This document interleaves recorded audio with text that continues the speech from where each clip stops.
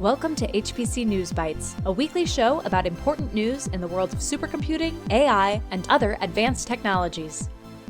Hi, everyone. Welcome to HPC News Bytes. I'm Doug Black. Hi, Shaheen. We start this episode with news that has a bit of irony to it. Tom's Hardware reported that Ericsson, which makes networking and 5G chips and is arguably Intel's biggest foundry customer, is using the Intel 4 process node.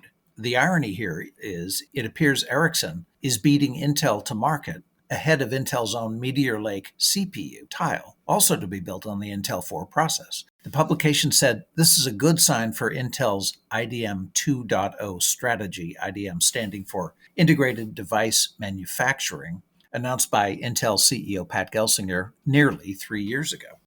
We also note, by the way, that Intel announced the appointment of Justin Hotard, who comes over from HPE to run Intel's data center and AI group. In 2022, Trish Dankroger left Intel to become HPE's chief product officer for HPC and AI. Yeah, very interesting. The Ericsson chip is great news for Intel, the fab company, which needs to attract customers while also serving Intel, the chip company. So in that context, Intel must demonstrate that it treats everyone equally. And what better example than this?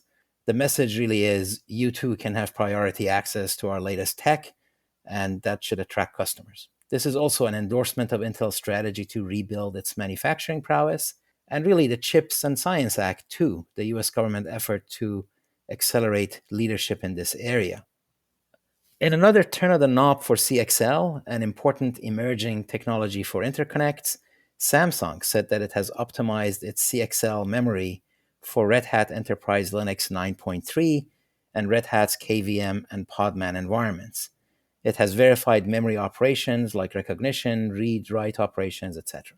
CXL, of course, is a unified interface standard enabling connections between different processors, including CPUs, GPUs, and memory devices, through a PCIe interface. And thus, it is a keystone technology for heterogeneous computing. The two companies first signed a memorandum of understanding in 2022. On the venture front, investors poured money into AI in 2023 in an otherwise dismal landscape for the venture capital industry. According to Crunchbase data, startup funding in 2023 was the lowest in 5 years globally. It peaked in 2021 at nearly $700 billion, dropped to $462 billion in 2022, and last year took another 38% dive to $285 billion. Yeah, investors go where the action is, and AI is the party everyone wants to crash, and it shows in the numbers from Crunchbase. Global funding to AI startups was around $50 billion last year. This was up 9% from the $45.8 billion in 2022. The largest fundings in 2023 went to foundation model companies like OpenAI, Anthropic, and Inflection. Between the three of them, they raised $18 billion, about a third of the total in 2023. Now, in the quantum field, we've heard for years about the alarming possibilities of quantum computers breaking system security barriers for individuals, companies, and countries. In fact, a senior IT strategist recently told me that in the quantum R&D race between the US and China, it's a matter of, quote, who shuts down who first. But now we're hearing about research being done to make systems more secure from quantum attacks of the future. There's a new paper published by the German Federal Office of Information Security, BSI, about quantum key distribution.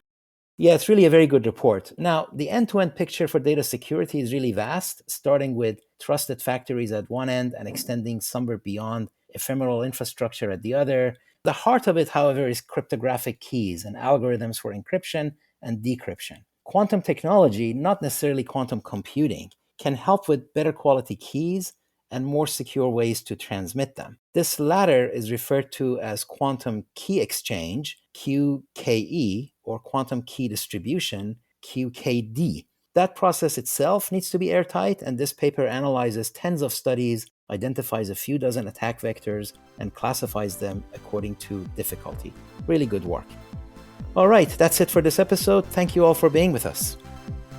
HPC News Bytes is a production of Orion X in association with Inside HPC. Shaheen Khan and Doug Black host the show. Every episode is featured on InsideHPC.com and posted on OrionX.net. Thank you for listening.